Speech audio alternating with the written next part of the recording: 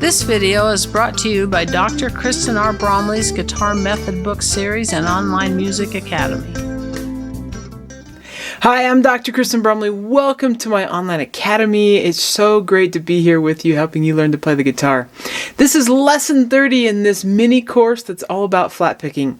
In this lesson and in the next lesson, we're going to work a little bit with the capo, continuing to work on some different playing with alternating bass, getting into some different techniques. As we move forward, we're going to get into even more melodic content. That's really where we're headed. But I want to talk about capos before we get there, before we start heading into these last lessons or getting beyond the second half sort of this mini series. So in this lesson, we're talking capo. Now on the guitar, this style in the flat picking, we almost always use the open positions. And on the guitar, there are 5 major keys. So we got the key of E major, and that one tends to use in this style the E chord, the A chord, and the B7 chord primarily. Other chords could come in, but those are the chords that we primarily use in the key of E in this style. And then there's the key of A, which primarily uses A, and E7 or E, and we go back to that A. So that's the key of A. We also play in the key of D, which has D, G, and A7 or A. So that's the key of D. We play in the key of G, G major, so we got G, C, and D7 or D for that key. So we got that key, and then the key of C, which has C, F, and G or G7 as the primary chords that we end up playing. There's also a couple minor keys. So there's E minor, which has E minor, A minor, and B7. There's A minor, which has A minor, D minor, and E7 or E. When we have 7th chords, we could also just have the major chord equivalent of that. It doesn't have the flatted 7th added. We haven't done anything with minor yet, but we do have lessons coming up in this series where we'll do some stuff with minor. So let's talk the capo, because each of these keys, and up until this point, we've done inserting walking bass lines between chord changes, and we've done some strumming. And in each of these keys, it's slightly different. And as we start moving forward and we start adding more melodic fills and more solo ideas and even improvisation, or even playing tunes like fiddle tunes on the guitar, any of those kinds of things, they finger better in one key versus another. So what's pretty common when we have to play in a key that wouldn't finger so comfortably is to use a capo so that that particular song fingers better, or we can use the types of chord voicings that we want to use for that. So we're going to take a look at the capo. Now, I have, down in the description below, you can download a free copy of the sheet music for this lesson. It's just titled Flatpicking Fun Number 1. I'm going to be working off of that. So we're going to go ahead and look at it. It's in the key of C, and we're going to look at if we were to use a capo with the key of C, how we can play in other keys.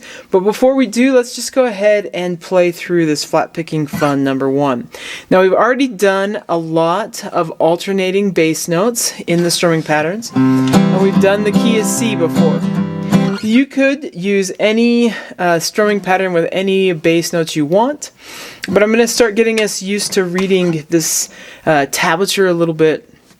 With this, we've been sort of inserting it improvisatorily with chord changes written over the melody, but I'm going to have us read a little bit of the sheet music and kind of get used to it here, because as we move forward and start getting into fills and soloing and playing a lot more involved things, I'm going to have it written out in the tablature and standard music notation. So this kind of starts to get us oriented to that and allows us to work on that. So this has written out an actual bass down up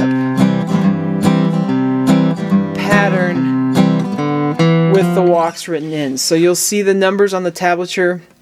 Those are the bass notes. You see the chord symbols above. So you put the chord down, you see the alternating bass, and then the rhythmic notation with the down up strumming indicated there. So the first line of Flatpicking Fun Number 1 just has the bass alternate for C. We've got previous lessons where I went over how to do this. This one just has it written right here for us. So we're going to read through it to get a little oriented, and then we'll look at how we could play this in other keys using the capo. So you're going to have 1, a 2, a 1, 2, ready, and...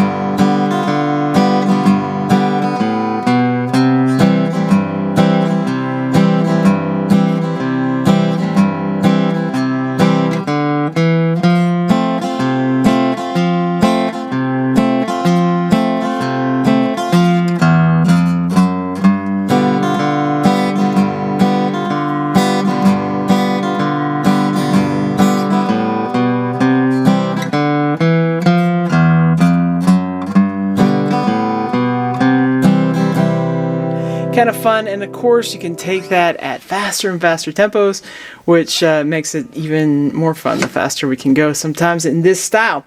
Okay, so let's go ahead and take a look at how we would use the capo. So when playing on the guitar, there's a couple keys that are more common, especially when we're getting into melodic fills and solos and so on. And that's the key of G major, which we're actually going to do in the next lesson, and the key of C major, which we're doing in this lesson. So with a capo, we can use the chord shapes from C, F, and G, and even the melodic ideas, which we're going to learn about in the future lessons. We can use those with a capo, still thinking in C. So all the fingerings work the same, but we can do it in a different key. Now up here on the board, I have drawn a little bit with the neck. So since we're looking at C, let's look at the C note here. It's at the 3rd fret of the 5th string. So if I play a C chord, that's my lowest note. The C chord, and that's my C note. If I put a capo on at the 1st fret, then I'm going to be 1 fret higher. And now when I play my C chord shape in front of it, I'm actually playing C sharp or D flat. So when we go 1 fret higher, it's a sharp, or 1 fret lower, it's a flat. So when I go 1 fret higher than C, it becomes C sharp. 1 fret lower, it's D flat. So it's C sharp or D flat. So using my C chord, I can play in the key of C sharp or D flat. And with that same thing in mind, if I go to my F chord, I'm actually playing now F sharp or G flat. So I can play in this key of C sharp or D flat. It's got all these flats, but I can do it by just playing with my chord shapes from C. The G or G7, G or G7 would be G sharp 7 or G sharp, or A flat 7 or A flat. So how does that work with what I've got written here on the sheet music? Well, if we just read it naturally, now the open strings we still read as open strings. Technically, the 3rd fret is actually, from what we're reading on the sheet music, is actually going to be the 4th fret, but 1 being above that capo, it still makes sense as the 3rd fret. So you got 1, 2, 3, 4. In reality, on the neck is 2, 3, 4, 5, but in our new open position with the capo in 1st fret, our new 1st fret would be fret 2, and then fret 2 would be fret 3 would be fret 4, and fret 4 would be fret 5. So we can go ahead and play it. Now, some sheet music, as fair warning, will say to put the capo on and then tell you the actual frets, and I think that kind of sheet music is harder to read with the tablature. So I don't usually do it that way when my company publishes stuff, but you may run into it, so you got to watch for that. We'll go ahead and play Flatpicking Fun number 1 with the capo at the 1st fret, and now we're in the key of C sharp or D flat. So you got 1, a 2, a 1, 2, ready, and...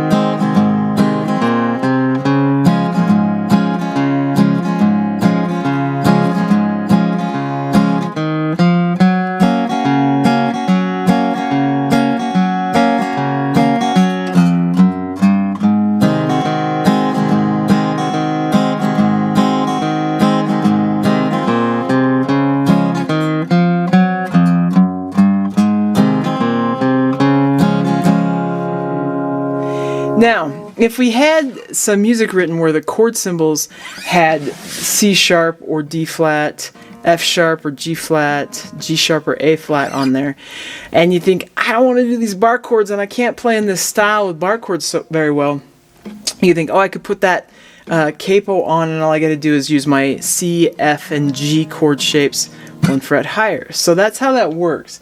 Now, just looking at how this would go, if I move my capo to the 2nd fret and use C, F, and G or G7, what I now have is D, G,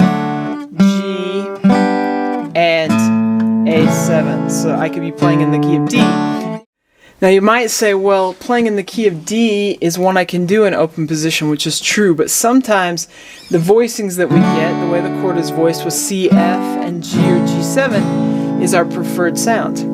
And the other thing is, as we get into soloing, it might actually work to play the melody of a song, like a fiddle tune, or take an improvised solo, insert solo lines, that sort of thing. Might work better using the fingerings from the key of C. So that's sometimes why we do that. So you got this up here now in D. I generally don't go higher than the 5th fret, and that's kind of my breaking point, because the 5th fret, kind of getting up into ukulele territory on the top strings. So it gets a little bit higher. Up there with that capo at the 5th fret, my root for the C chord is now on an F. And so at the 5th fret, we're in the key of C, or that key of F, playing with that C chord.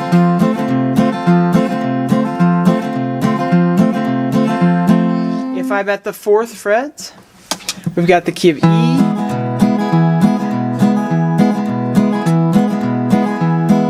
If I'm at the 3rd fret, we've got the key of E flat. If I'm at the 2nd fret, again, we've got the key of D. And then the 1st fret, C sharp or D flat. So I'm going to play through this flat picking fun one more time with the capo at the 3rd fret, so we can play in the key of E flat major. I'm going to take this just a little bit faster. 1, 2, I want to, ready, and...